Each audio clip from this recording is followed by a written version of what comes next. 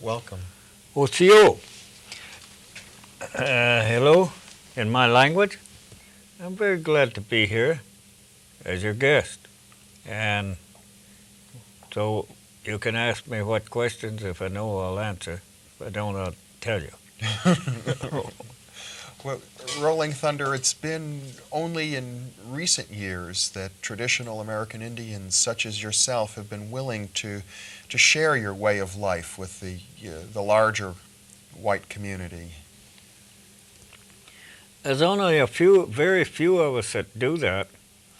And we do what we think is ready and right. There's many things we don't share yet that have been put to sleep because too much power in the hands of the wrong people, they could destroy the earth itself. And we've certainly been subject to that. But it's my thinking. I go by what I know and my dreams and what I'm supposed to do. And at this time, we can share some things that we couldn't before. And I think it's necessary so that people, sometimes foolish and aggressive, that they might destroy the earth. And I like to see people more interested in cleaning it up. There's ways of cleaning up the smog, and there's ways of cleaning up anything. It's according to the power of the mind. The smog, it comes out of the mind of a man, a modern man, that has greedy or bad thoughts. And I mean by that, the ancient peoples had great technology, greater than what's here at this time, so that they could create anything that would, and it wouldn't pollute. And you take a modern society, you create something, whatever it is, automobile or a weapon, tank, anything. It's going to wear out. It's going to wear out fast. And it's for destruction. The person had it in mind when they created that thing. Or either to make a lot of money while other people might go hungry.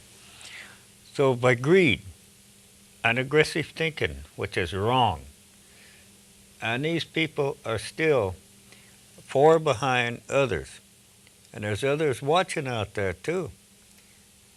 So they'll only be able to go so far. And that's all. Because it's going to be stopped. It has to be stopped. And that's why some of us, like my tribe, Cherokee, and we wear this 7-pointed star. And I'm sorry to disappoint anyone that think all Indians are sprouting feathers all over. And moving picture virgins haven't been very accurate at all. This is my own tribal headdress here.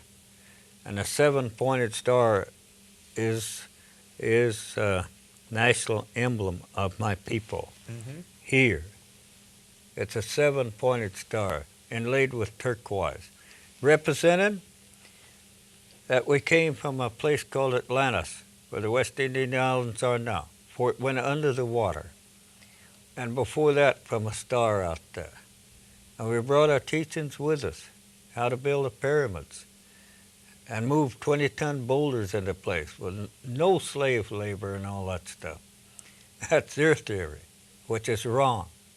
Also, great technology and building cities. Some of them are now under the ocean.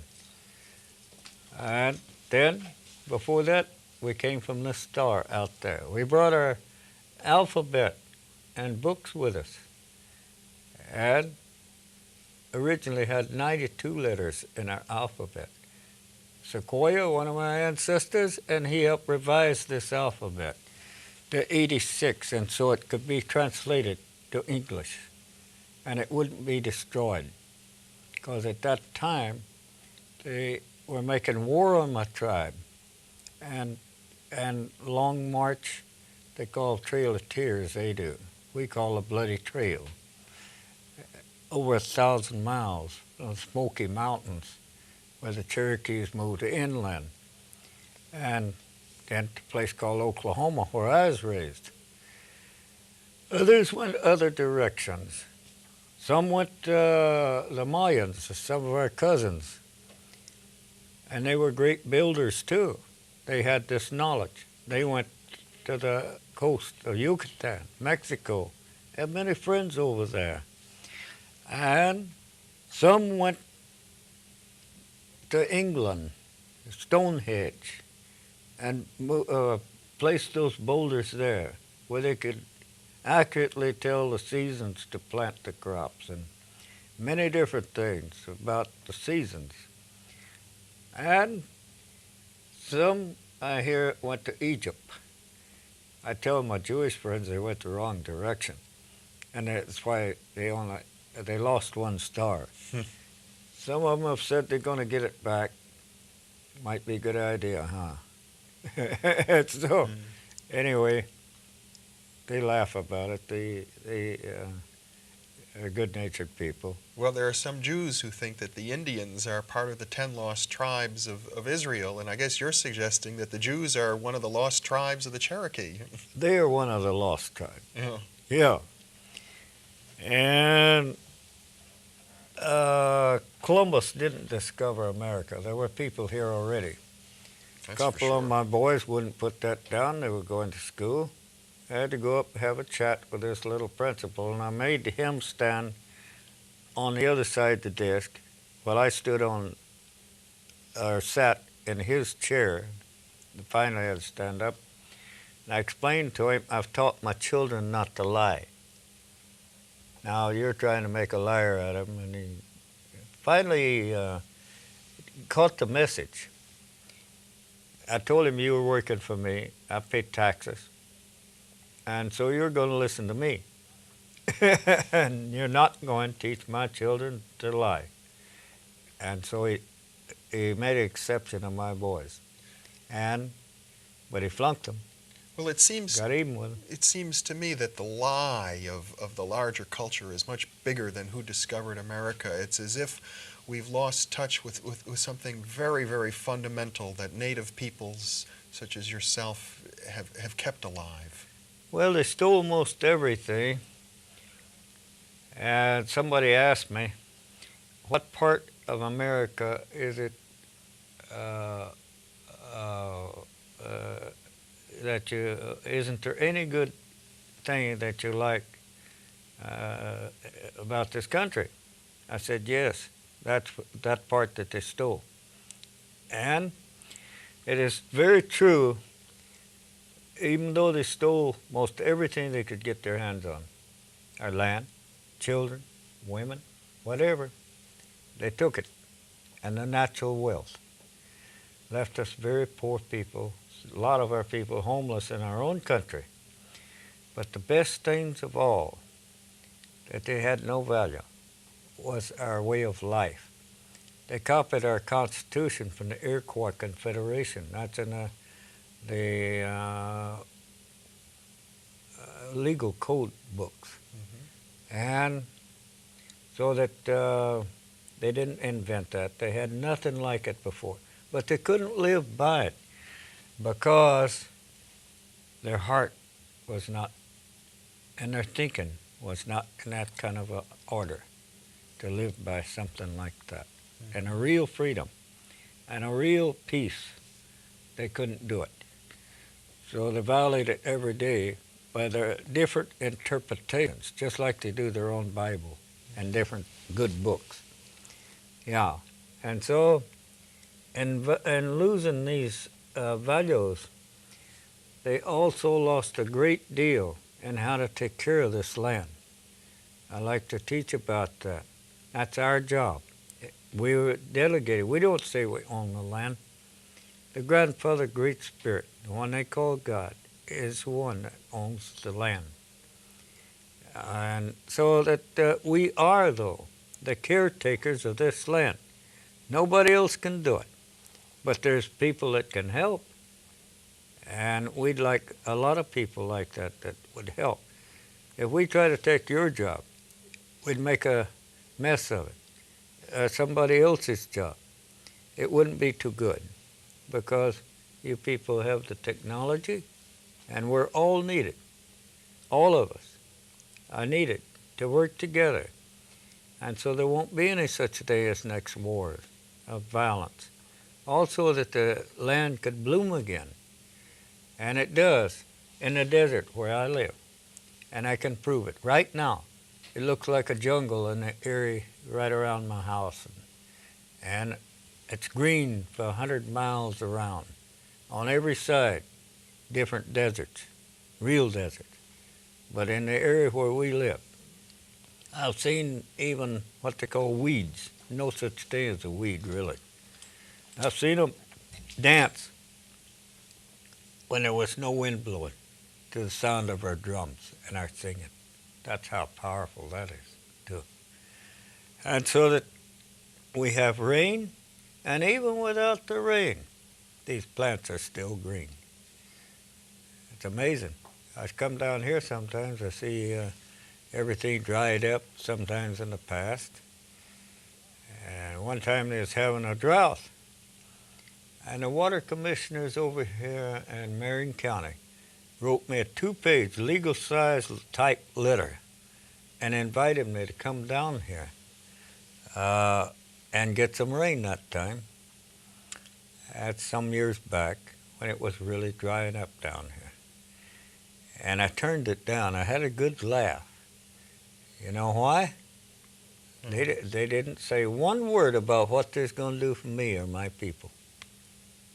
So we had a good laugh, and then my people did, and I could see it laying in their yards over there. A lot of rusty old pipe. And yet they didn't say one word. We could have used that for irrigation pipe. Put it back together, we could have used it. But it's not for me to beg or to tell them. They never offered my transportation, even. They didn't say where I was going to stay or how I was going to eat. Those people didn't. Now, I know they wouldn't ask anybody else to do anything like that. When they go to their doctors, they pay. You bet they do, handsomely. I didn't ask them for no payment. I don't go begging nowhere. And they can't treat me like that. They want. And they want an old Indian to work for nothing. Some of those politicians are the worst. Let's put it that way. I don't want to talk too much about politicians. There was a huge thunderstorm here in the San Francisco Bay Area 2 nights ago, which is extremely rare. We never get thunder and lightning. And some of my good friends been after me. They've been calling me up there. I got many friends throughout the area here. Besides, I like this area. But when my friends ask me for help, that's different from some politician that ain't going to do nothing to appreciate. And yes, I've been dancing as hard as I could, doing a few other things. So it's my brother over there, that old storm god. And that's the way I got my name, for that matter. I used to scream like a little eagle's what they told me, even when I was a baby in diapers. Run right out in a storm. Yeah, I love it. And that lightning flash, there's a lot of power in it, I tell you. Mm-hmm. And I know some Indians, I don't like to talk too much about what I can do myself. I tell people I don't do nothing. It's a great spirit's power. But I do have a say-so sometimes, and I can request, what. And if people deserve it, why, they can have it. We like to help, too, in our way of doing things. And I like to, it's beautiful music when that thunder rolls. You can catch some of the water right after the storm. Catch it in pots, pans, any way you can, and drink it. You don't need nothing to get high with. You don't need anything else. You can feel that energy go all the way through you. I do that sometimes, and have my feathers out there making the thunder roll and bring the lightning down, and then stand right there in the middle of it. I'd look around behind me. Here would be a lot of my family and my people there too, looking up at the show. No, we don't need no heavy artillery, nothing like that. We've got 80,000 more times energy, one bolt of lightning, than there was in the first atomic bomb what they dropped on Japan. 80,000 times more. Yeah. This is what you were referring to when you talked about the power of the traditional Indian knowledge. Yes. Yes. We can stop them anytime we want. Any enemy, we can stop them. But we don't want any good people to ever get hurt. So it makes it a little difficult sometimes. So best day is win some of them over. That's what an old man named Kirawa, a tribesman of mine, and that's what he told me a long time ago. He said, well, we couldn't beat them on the field of battle. We gave them a good run for their money, though. They know that. So, but there was too many of them. So now we'll love them to death. In other words, share and win a lot of more. How about that? You ready to be adopted or become an Indian? I am. Okay, stick around then. Yeah. Maybe you could ride home with us. Uh-huh. All right. And so I'd like to talk more, too, a little bit about communication. I noticed something like this. It was a few years back, maybe 15 years ago, something like that, that we had a what we call White Roots of Peace. Started out with some Iroquois up in New York State. And they toured the country, talking with different tribes at that time, all the way around the country and through big cities and out on the super highways and through the towns. They never got one car lost from the other. Perfect formation. One stopped, they'd all stop. And so I've tried this same thing out with some convoys of good white people, friendlies anyway. And we come to a town. Each one, right as soon as you hit the town, has to go a different direction. And, of course, we always, when I'm around, do the best I can. We have an alternate place to meet, maybe on the other side of town, or two or three of those. So that if one gets lost from the other, eventually we'd find our way. Mm-hmm. But with these white folks, because they're so wound up, I think it is, and under so much stress, and they even interrupt each other when they're talking. I think that's what's happening. And they'll talk while the other person's still talking. You find that sometimes It's pretty amongst normal. yourself? Normal? I Amongst better us, go back yes. to the woods desert then, because it's bad manners. That's what it is. It's actually bad manners, and they don't look at it that way, but it is. Absolutely. I was taught different from that. I was just taught respect, and especially it starts with the elders. Yeah, and I see children nowadays, and their elders, their own parents, maybe be talking, come in and interrupt, just like nothing at all. I was taught to stand back and wait my turn, and then very quietly to ask my question. Yes. Well-behaved children, it could show a reflection on the parents when they got no reason at all. But now, they raise these children, father and mother both have to work to maintain expensive home, and sometimes even the children themselves have to work. Children come in and raid the ice box with cold food, and they're quite confused. One young man that hated his mother I finally got it out of him why. Well, she wouldn't cook for him. He's a little guy. And I got him over that. I told him she's still your mother. She's your elder. Regardless of any mistake she made or anything, you're supposed to overlook that. And they did make up. We've had at our camp, I have a camp up there called Metatante. So I'm coming in there, haven't written to the parents for years, sometimes for years. The first thing they have to do is write to the parents and let them know where they're at. And they're all right. After 1 year, they'd have to go back and make up with their parents.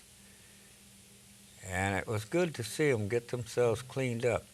And some of them with patches on their behind, or pads that slip down. They don't do it around me, I'll tell you that. I'm a rough old man. And I don't want anybody dressing disgraceful. Even the ladies, that they go to town with me, they wear a dress, a long dress. I'm old-fashioned. And used to brag about it, not so much anymore. That's old people. And we'd brag about we raised strong men and strong women. Oh, and we need to be strong. The grandfather, great spirits, he likes people. They keep themselves clean and strong in the thinking as well as the body. And so that's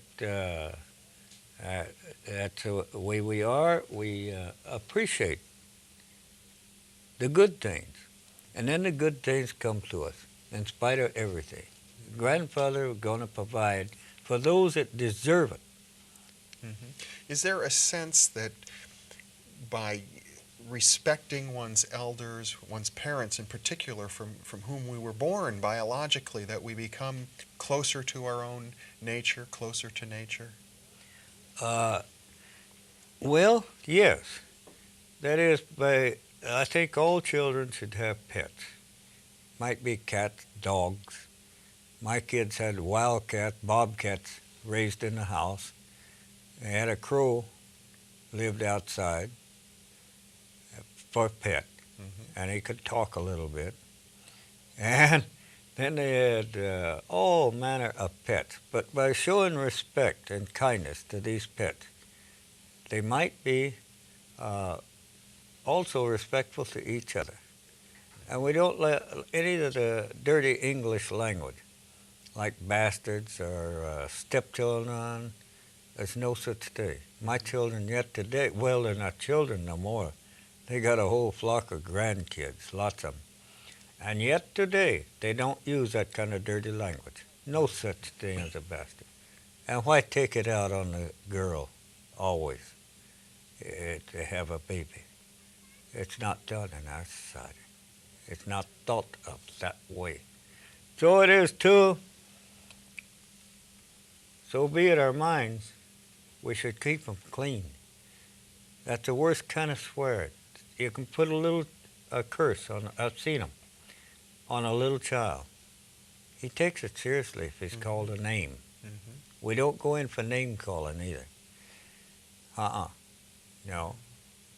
And if we call a name, what we're doing is impressing that person or that child, maybe for life, or maybe putting a curse on them, not knowing, and they're ignorant what they're doing. Another thing that's very bad is arguing and fighting in front of the little children. I never had to live like that, so that I don't understand it. Why people should act shameful? But they know who you are. The animals do. The birds do. They know me. Because I go out and feed those creatures every spring. I go out and feed them. And they know me. I know them, too, by their names a lot of times. Spend time with them. Even the snakes, they know me. And they will not strike me unless I was to step on one or agitated. And some way like that. But I can walk among them. And the birds sometimes, they don't fly. Sometimes the animals don't run. And we can have a conversation. I take offerings to them of food. Our neighbors, the coyotes, they didn't bother our stuff in our camp, our poultry, our sheep, goats, nothing. They'd go 5 miles to where that white man's ranch is over there. And his might have been fatter or something. They liked his. They didn't eat ours. Well, there's a sense in which your identity, who you are, and the way you are in the world extends beyond your skin into the world of nature itself. We are one with the nature. We don't hold ourselves that we are a super race at all, or that we're any better than the animals, or any better than a grain of sand or dirt. Something about that in your Bible. I read it once. Mm-hmm. I've never been a Christian, but I've read all those books once, and then I put them away because they don't have in it a lot of times, though, about the ego and about the oneness of man with the nature, with the storms, with the earth, with the trees and the plants. People often call you RT, don't they? Yes, a great many people do. I don't mind if they once get to know me, just call me RT. First, I like my natural nature name is Rolling Thunder when I first meet someone. We've met. We've met. This is our second interview. Of course, you can call me RT if you like. Well, let me ask you this: as we get started, RT, how do you get along with women? Oh, fine. If they get angry, I was told a long time ago by an old man. He says, take a walk, go fishing, come back later and they'll be all right.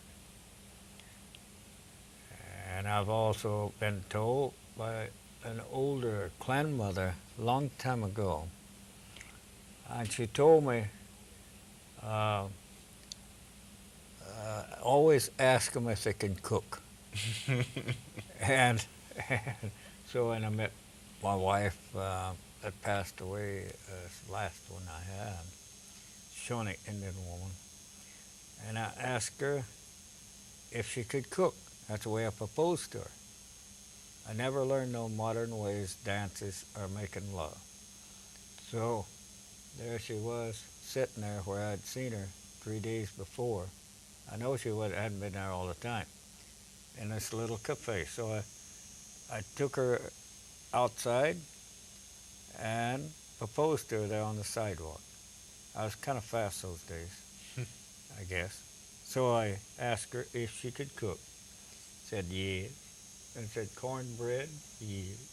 Turnip greens, black-eyed peas, yes, yes. Let's go home. So she made a good wife to me too, for about 30 or 35 years, something like that. And we raised 6 children. So I think I get along with them all right. But when I learned how, all the answers to that subject, then I'm going to write another book. And maybe not in this life, but the next life. Do Indians have a view of reincarnation? Oh, yes, that is true. We live many lives according to the way we live this life. The next life is an extension of how we lived in this life. We go to many different places, not 1 or 2 places, according to what we qualified for. And we're supposed to elevate ourselves to a higher level every day. Every day when the sun rises, that's a new day. And we're supposed to live that day better than the day before. And put the things the day before in the past and go to a higher level each day. And then each year of our lives and each lifetime is supposed to go to a higher level. till eventually we don't have to come back. We can stay over there according to what we believe in and the way we live. And so that I know where I'm going. I've been there, and it was beautiful. No contamination, no smog, and the houses were constructed out of willows like some of our wiki-ups where we come from.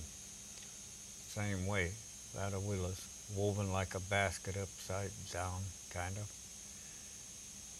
The willows. And some of these were huge over there, and many rooms. But they were kind of out in the open, healthy people, they like to live that way. And everyone singing while they work, go about their work. Children playing and laughing. And then to the other side, this Indian camp, where I'll be going someday. And way out the other side, herd of buffalo, far as I could see. That's good enough for me. I don't want to go any other places. Have no desire. Yeah, I might as well tell a little more about it, I guess. Yeah. Well, I've also been there. Every real medicine person that's been there at least once, or they're not real.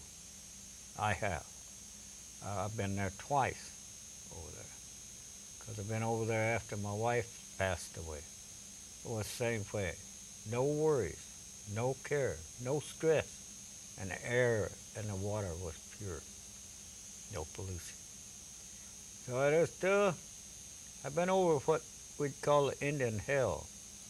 I haven't been to their hell because I don't desire to go there. And not qualified. I've never been a Christian. so it's not my hell. So. Right. You've got to be a good Christian to go to Christian hell. I guess so. It's going to be crowded, especially with politicians and some people that do bad things. I think that's what's going to go. Now, not all politicians are bad. I know there's one somewhere up there that's a good man. I'm going to meet him someday, too, Washington, D.C. There's one good one. And I'm going to meet him some of these days. We're going to change things a lot. Meantime, we talk in circles. I hope you can bear with me. Come back to the starting point. Yeah, I was going to tell you about this Indian hell, where the bad Indians go, that drink and done bad things, you know. There was nobody there burning forever and ever and all that stuff. We don't believe in the gruesome stuff, see.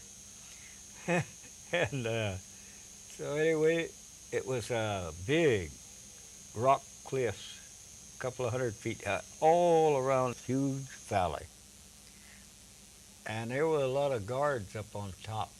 I don't know how I found myself in there. It was a strange kind of a feeling, half dark too, a lot of darkness. And these guards looking down at us. Even if you could climb the cliffs, you still couldn't get out, okay? So here in one end of this valley was a bar with neon signs all lit, looking real pretty. So I started to walk over there, see if I could find somebody could tell me where I'm at, you know, and help me get kind of located, find my way. I felt kind of lost and alone. And so my spirit guide told me, says, nothing to drink. This is the bar, but nothing to drink.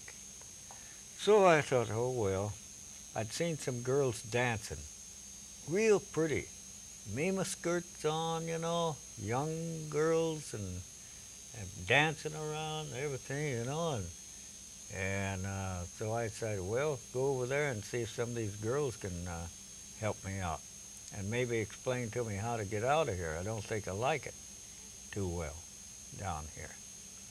So I went over there, and one of the girls seemed, you could tell right away, was kind of in charge of the others. They had a clan mother system too, you know, had to have a number one to keep the peace. And keep the girls busy doing what they like to do and dancing and everything, I guess. So I went over there,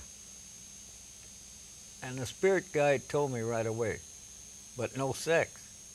Well, that's when I knew it was really hell. Okay? So, so I did inquire. This seemed to be the head girl, how to get out of there. I didn't think by then, I was sure I wasn't going to like it down there. Okay? So she got all the girls together, and we picked up big rocks. She instructed us. And if she knew where one trail was coming up out of there, and there were guards there. So we come up out of there and was all hurling these big rocks at these evil spirits that were guarding us. Mm-hmm.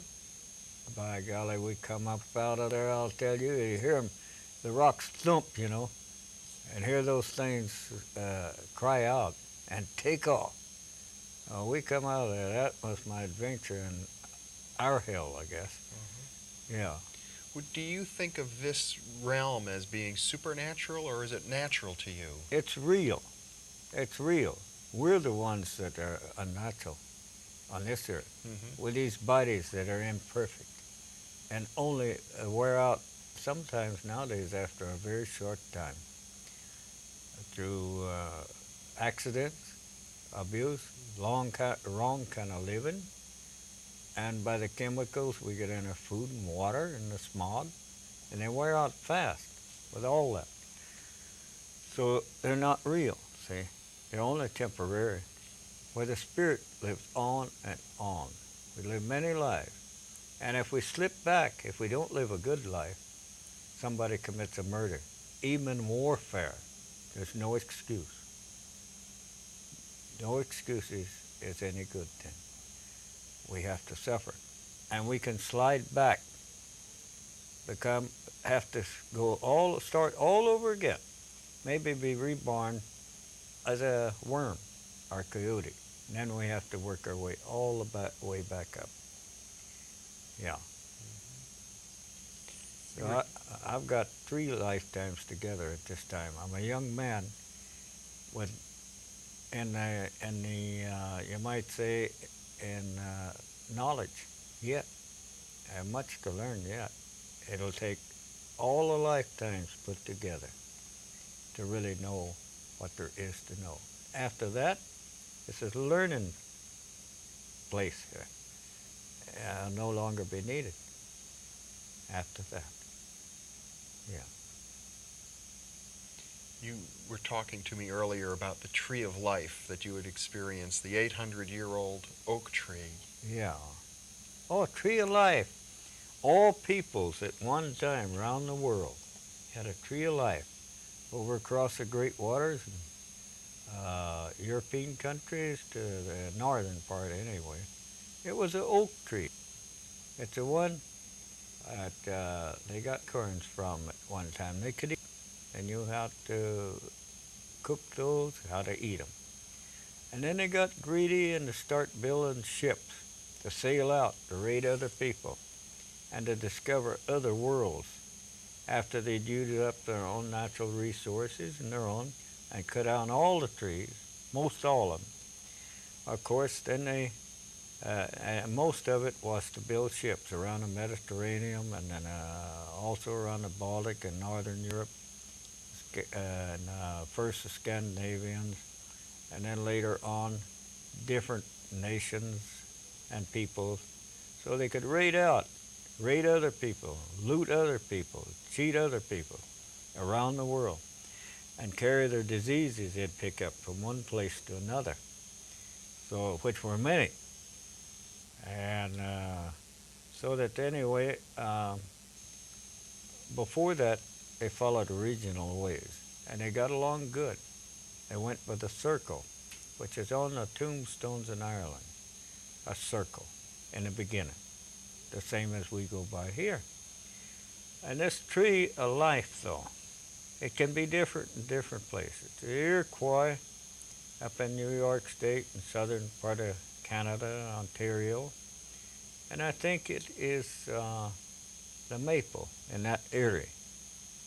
And they have maple on their flag too. Yes, they have a flag, just like the Canadians have a maple leaf on their flag. And yes, we have flags, Indian flags, which the public don't know much about. Of course, they don't know American history. And so that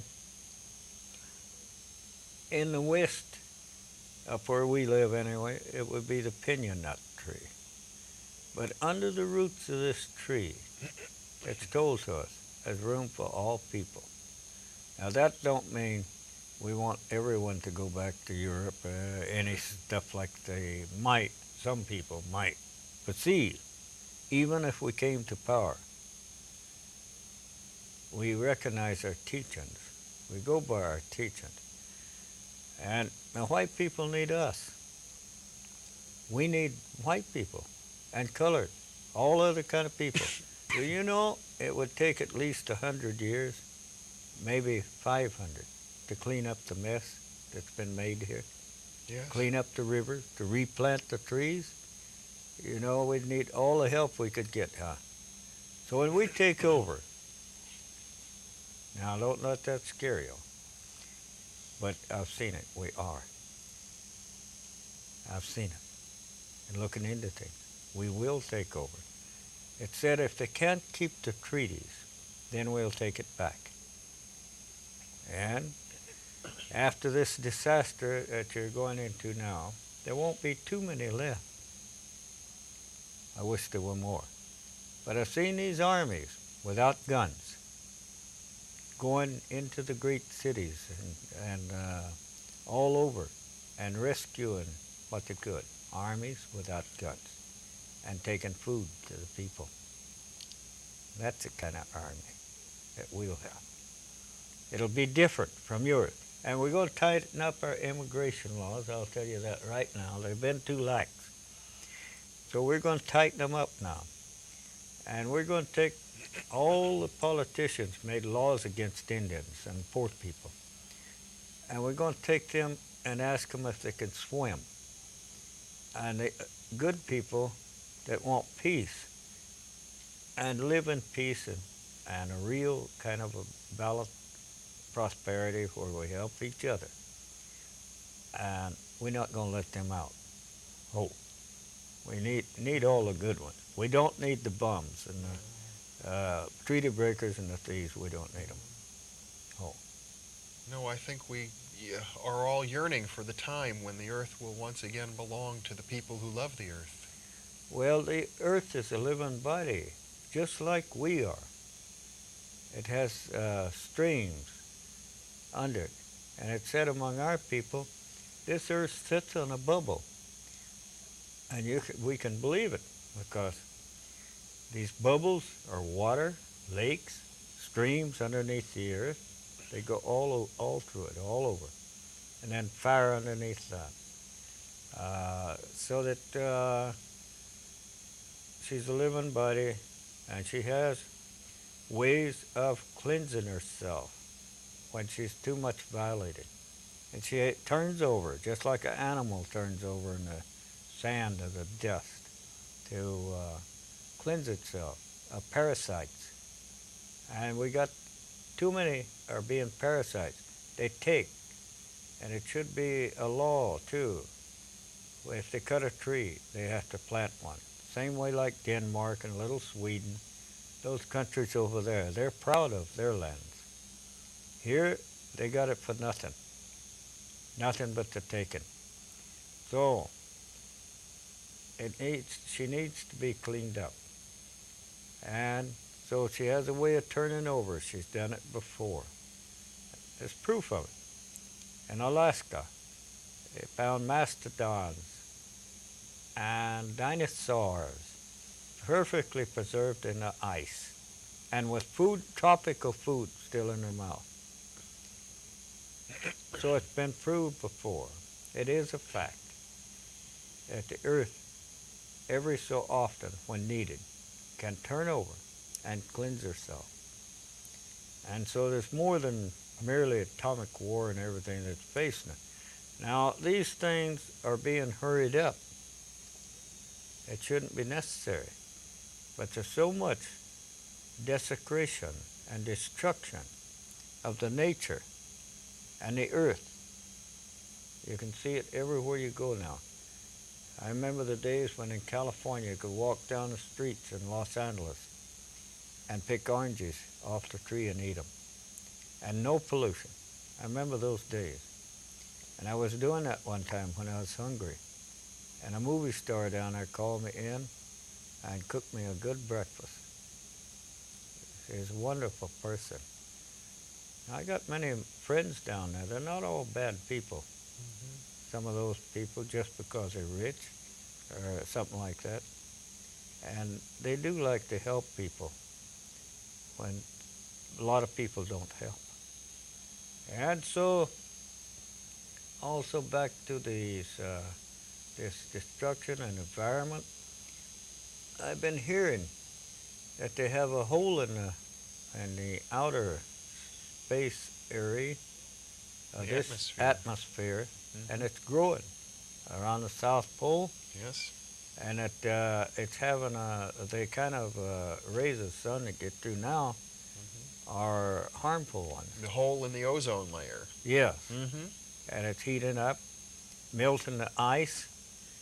And up at a little village where I lived for a while, called Yakutak, on the coast of Alaska,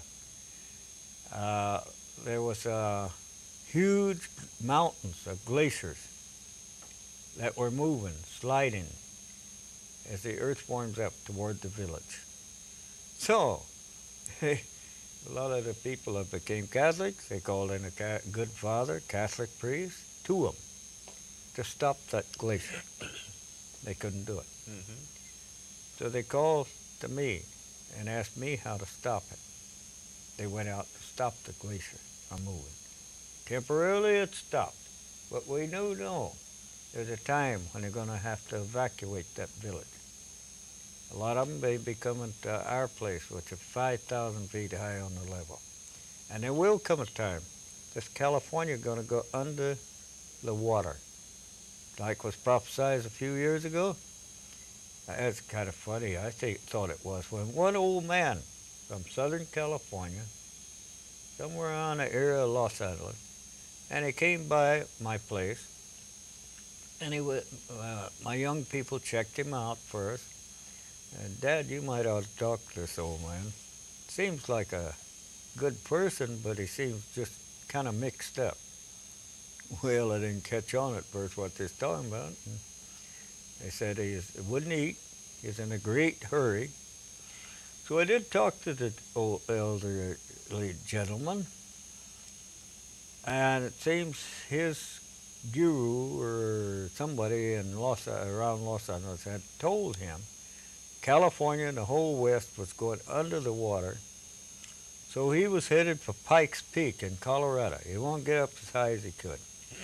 I guess he's still sitting up there because he never did come back through. I tried as best I can. I don't consider him a very good counselor sometimes.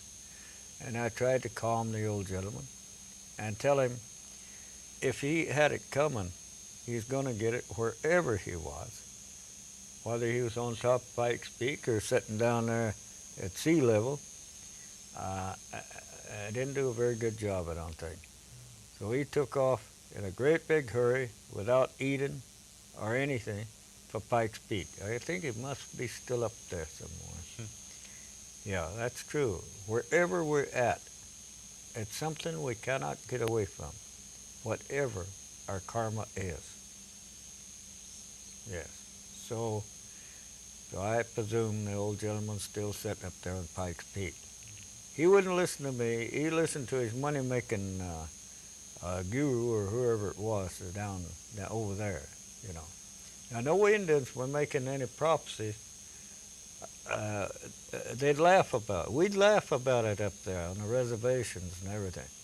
When somebody had said, put it out, be in the newspaper, California going under the water. And I was in a meeting up there on the reservation one night where we get together and talk all night long. At the end of that meeting, we know more news, what's going on, than all the other people together. We know more. Now let's talk about that. Oh, Well, okay. It was that after that, I began to wonder about this thing, and I'd go out and report back to the Indians whatever I found down here, that was going on, and if it was true or not true, or just a rumor. Okay, I came down to San Francisco one time.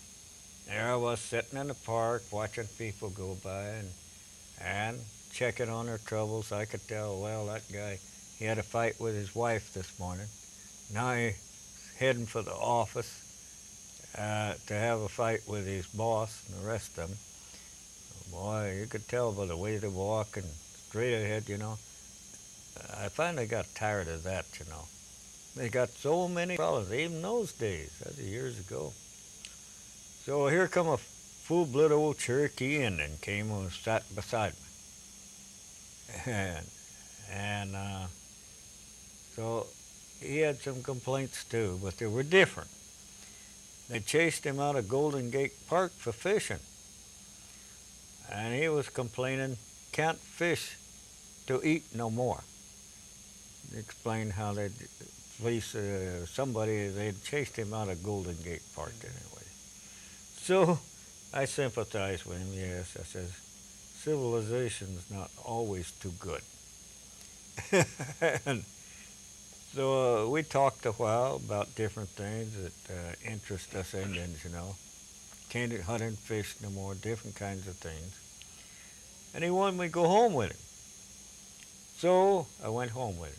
And there was a family of Native American Indians, native to San Francisco in that area. Now the books teach they're extinct. I found out later they're not extinct at all. And any area where they say they're extinct. And living right in the middle of San Francisco.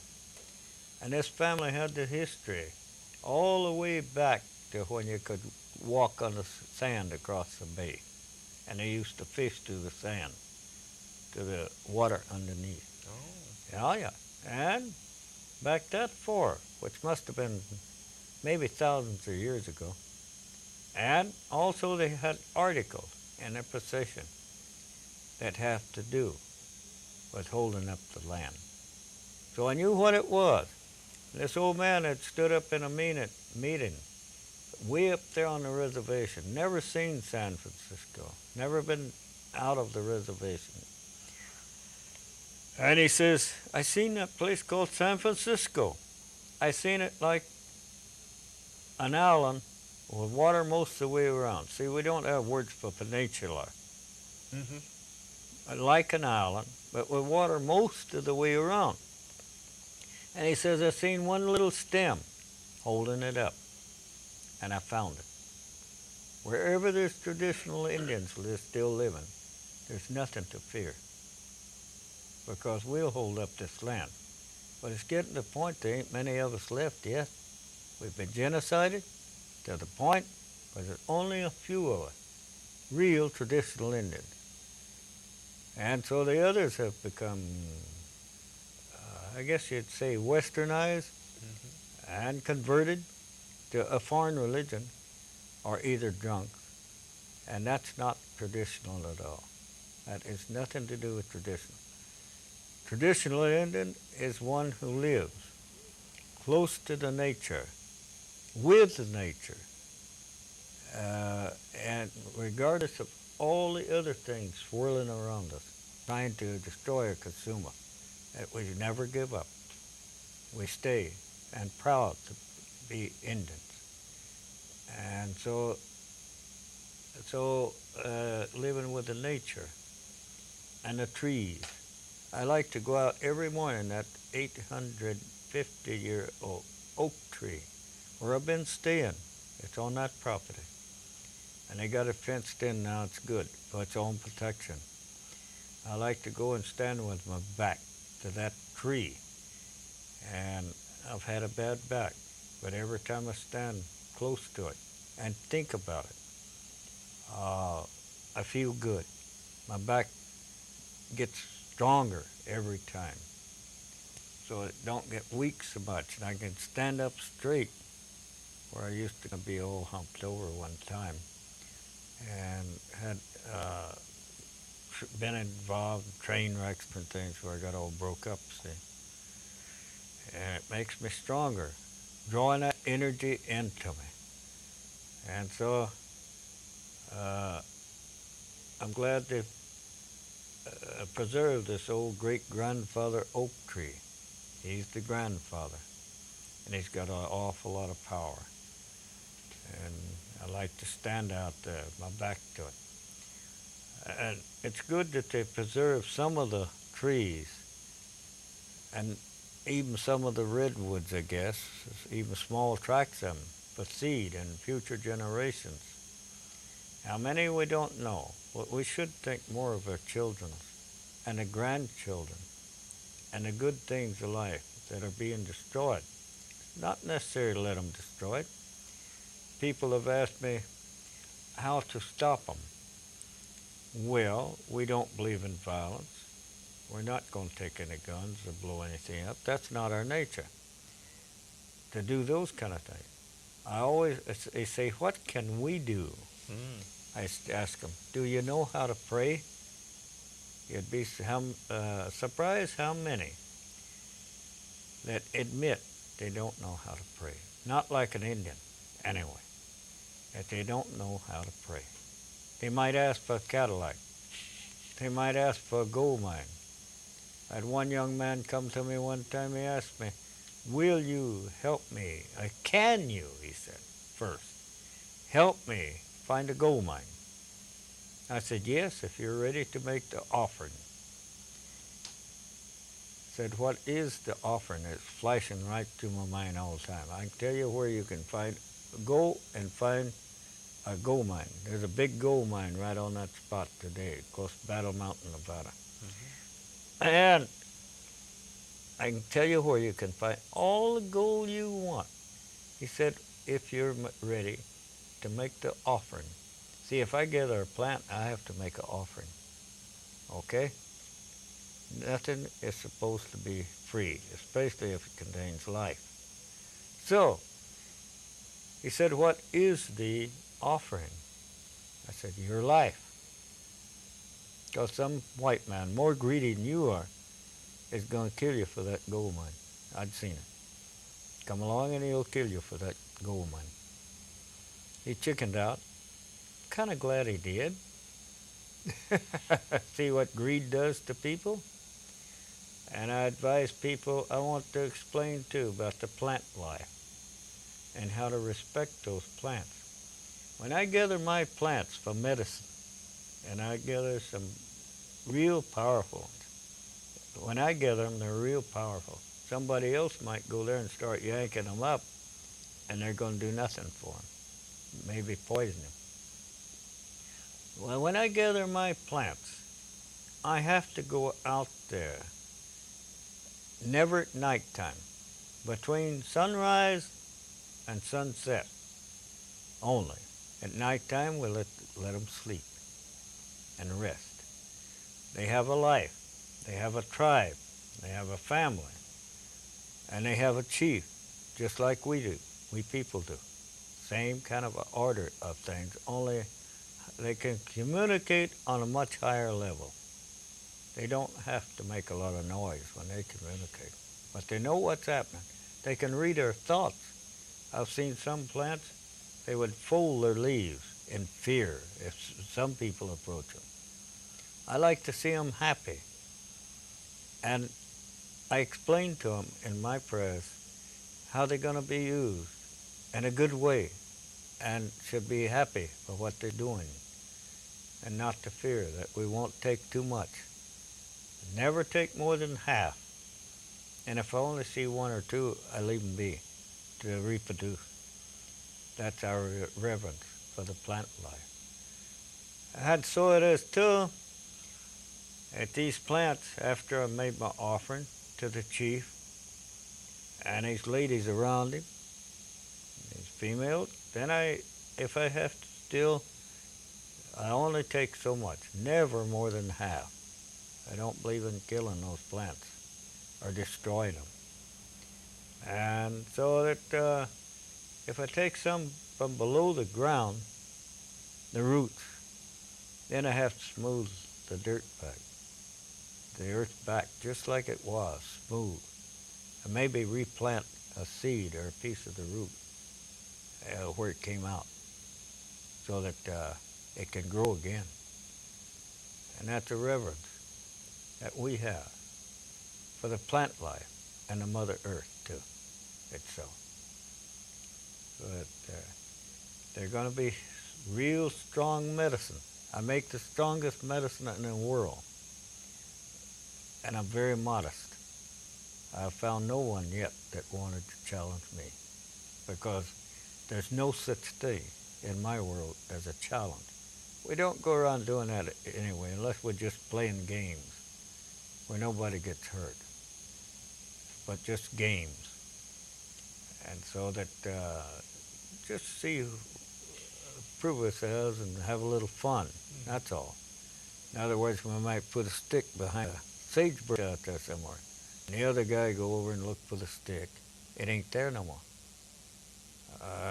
We might send our dog over into the other man's camp to see what's going on over there and report back to us. Well, sure, that's just normal playing games, though. That's all that amounts to. We like to have a good laugh, you know, and we like to laugh and joke, and we don't really have contests. I quit stick game, gambling. It's the only kind of gambling I ever did. I don't put any money in slot machines at all. I did play stick games and gamble at one time. But when I start practicing following the medicine trail, I stopped that, because I knew that people, I might be tempted to use power to win at that. And then if I used my powers foolishly, then I would want to doctor someone sometime and it wouldn't work, or heal someone it might not work. Yeah. And some of my best successes, a lot of time, been down here in this county. I drive a old 1972 white van as a rule, and it still runs pretty good. But it's setting up home there, and I never bought a new car in my life. I never had that kind of money. At the time, I didn't have any car, because my boys at that time had driven my old Impala somewhere around 125 miles an hour coming from work, and they blew it up at that time. So I had no car. And I came along down here, and somebody over here out there by Novato, and the woman had been thrown by a horse and broke her back. The horse stepped on her back and broke it. And they said that she'd be a vegetable if she lived for life. I came along, she got well in one night, right after it happened. I have a habit of that when I'm traveling, you know, and can travel, some of my people, I consider my people, I come along and they're hurt, or something like that, I'm going to know it. I'm going to show up there. Either if I can't be there, they'll see me up here. Great many of them say that. But I'll get there one way or another, and I'll help them. You bet. And so she got well, and her husband, one of the few people that appreciate Indians, he told me to go down and pick myself out a new car. And I did. I picked out a white van because I knew I could make a Dodge van. I could make a bed in there to sleep, see if I could find no room or no place to stay sometime. And I could eat meat in there, sardines and things like that, you know. I could get along. And it's got many, many miles on it. Still running. That white van. I earned it. I earned it. Otherwise, this woman, she's living up in New York City now. They got a divorce, split up a long time ago. And one thing I don't like to enter into is marshal troubles or arguments, because that's the one's the area where there's no winners. Marital. Marital, You mean in marriage? is that what you call it? Yeah, yeah, Uh-huh. between man and woman. No, I will not, because it's none of my business. And I know enough to stay out of areas where there's no people not going to listen anyway, you know, and that kind of things. So I'm careful to stay out of those kind of things. I walk away. I don't like, I don't want to be involved in any kind of way, in that kind of thing. Where there's no winners, well, I'm not involved. I'm scared. I've helped a lot of people in this area. Been in car wrecks, some of them. Bad ones. Even in the hospital. There was an article one time in the San Francisco Chronicle about somebody, a friend of mine was in there, and he had scars all broken up. They came out without a scar. Without a scar at all. And a great many people around the area here that might be seeing this picture, they're going to recognize me. You bet. And you'll be getting a lot of, please find some way to let me know too when they call or write, you know, because I'm still interested in them. I never forget them. Once they've showed any kindness of any kind to me and my people, I might have to wait 100 years, but I'll get even with them. I'll pay them back. I'll do something for them every time. Oh, now I got a little carried away there, I guess, you know. What else? Well, let's focus in on healing. You're a healer, and it's as if nature somehow teaches you how to heal.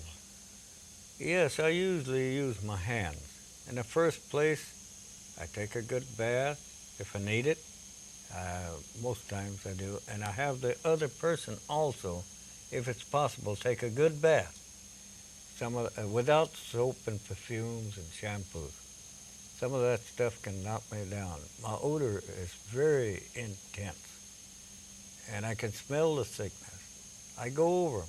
I become an animal. Or the animal spirit moves into me. I do use animals too in my healing practices. Snakes, different things. I use them in my way of healing. But I've become one of those, whichever it's meant to be. And I do guess I make a lot of noise. I don't always remember what I've done after I've done it. And I've worked on I don't know how many people of all. I've worked on doctors, brain surgeons, world famous brain surgeons, different kinds of people. And I don't know afterward exactly what I've done. Sometimes a song that I sing, something like that. They come to me. And some are very ancient. Way back when we all one time sang the same song, spoke the same language at one time. But I go into that area of things. Then I put my animal spirits together. And different kinds of things together. The power of the moon, the sun, and the stars that guide our way. So it is, I put these all together as one in my mind. I don't have any room then for any other kind of thoughts, whatever it might be.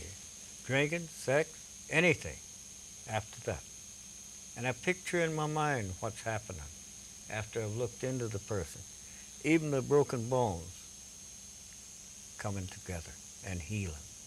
That's the kind of power I do. I don't do any bad things at all. I don't allow myself those kind of bad thoughts. And if somebody else has bad thoughts, I'll know it. And I'll get real angry as long as that person's close to me or around me. That time. And we have all kind of helpers at different times. Some last a little while, some stayed with me a long time. And so these helpers, too, we all need them. And most old men have got some around him that are learning, assist him, and see that he protects himself the right kind of way. At the same time, they're learning too, you know, because the mind of the medicine man at that time, it goes kind of blank. Except a job to be done. And we got to stay with that person until they're well, no matter how long it takes. First place, we don't have to take the case, okay? But somebody comes along and all at once we're feeling sympathy for them. I might be aching in the same place or looking into them, seeing how much. In the meantime, if they come cheap, no presents, not even tobacco. Tobacco is merely to talk. Blankets and different useful things, maybe some food.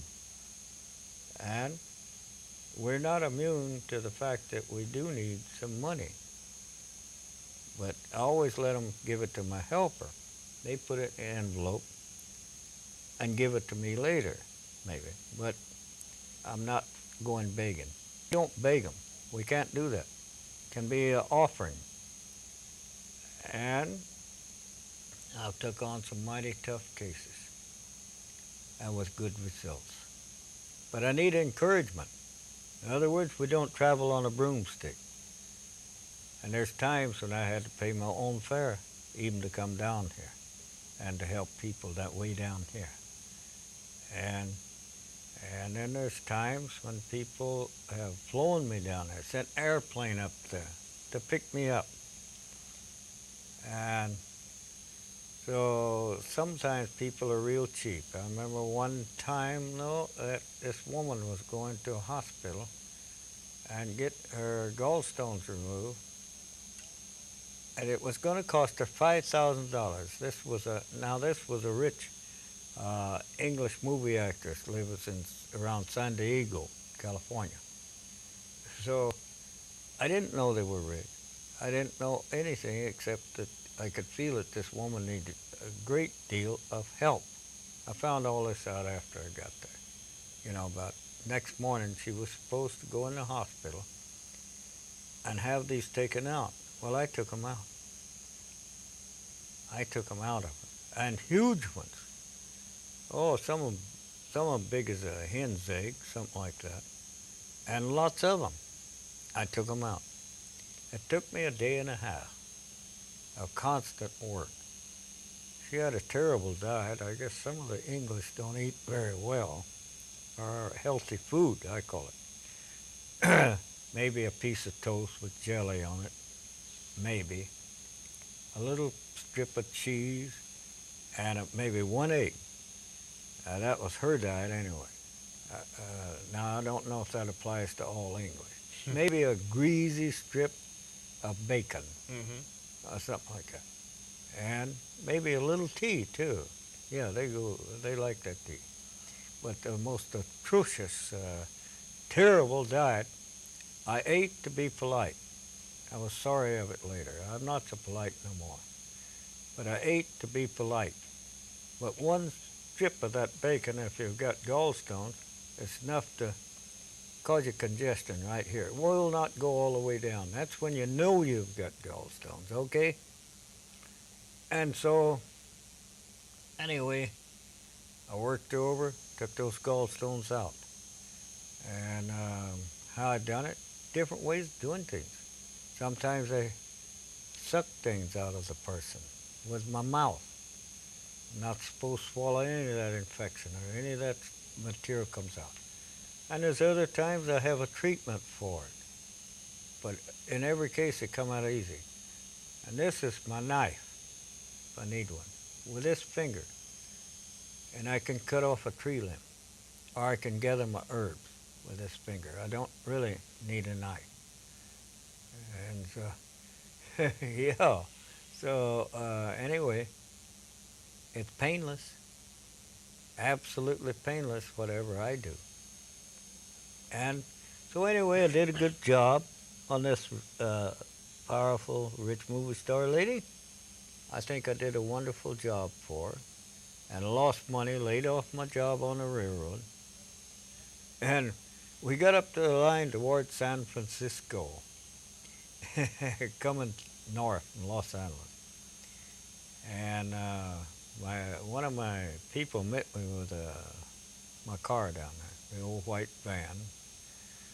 And so we were running out of gasoline money. And my partner asked me, says, okay to open the envelope now? I hadn't opened it. And I said, yes, I think so. If we're going to run out of gasoline, let's open it. We opened it. You know how much was in there? $25. We had a good laugh, man. You can't sit around and blame someone. I was foolish, but even so, I wasn't sorry. She'll be a victim. She'll need me again someday. I don't have to go. That's the way it is. I don't have to do anything. And I'm illegal anyway. I'm an Indian, so I'm illegal. I don't even have a paper to hang on the wall. So we made it up to San Francisco where we had some friends. I remember another time we were coming to San Francisco too, and here's a young lady come out of the store with two little children. This is right after Mr. Reagan was governor of California, and they were hungry. They were on welfare, I guess, and anyway, they was kicked off the welfare. And here they were, and the woman was skin and bones and dirty looking, and they all looked like they hadn't had a bath in a long time, but it's obvious they were all hungry. And we'd bought some groceries. Been in the store and bought some groceries. They asked for help. So what are you going to do, man? This was a young white lady. Hell, we give them all the groceries we had, plus whatever change we had left in our pocket. and then we called across the bay for some of our friends to come over and rescue us. And they did. It's handy to have friends, you know, after all. Yeah. So there's a lot of people around here know me, and they'll verify a lot of things what I say. Yeah, there was nothing else to do. When somebody's hungry, we don't look at the race like they do. No. Human being, a person is a human being, and especially the women and children. It irritates me. It makes me angry when I see people sleeping under bridges or in their cars because they can't pay the rent. Yes, I still have a temper, and those are the kind of things that make me angry. Yeah. So we do what we can to help. Yes, we do. But who's going to help us? I'll tell you, there's many people been helping us and trying to. Many good ones. And there's Indians living under a bridge down close to Del Rio, Texas, Kickapoo Indians, that can't get back into Mexico, and they can't get back into the United States. They had fled down there a long time ago because they didn't like forced education and brainwashing and different things for their children, so they fled to Mexico. Now they tried to get back up here to work, and they wouldn't let them back in, and they wouldn't let them back into Mexico. So see, tourists, they come, they drop maybe cigarettes down on top of their little cardboard shacks. That's what they do, so that we're trying to get help into them all the time. These are traditional Indian, but with no name number, not registered to Bureau of Indian Affairs, nothing like that at all. And there's many good white people, ministers too, that are in jail now for helping some of those people. And There's good and bad among all people, really. And I don't have to sit around no more and say who's going to help us, because us is so many. I'm not the only one. We do need help for the militante, our camp. We do need help for our people. But even so, there's others too. And if they don't want to help us, at least they could help some of these others that are starving here, right here in this country.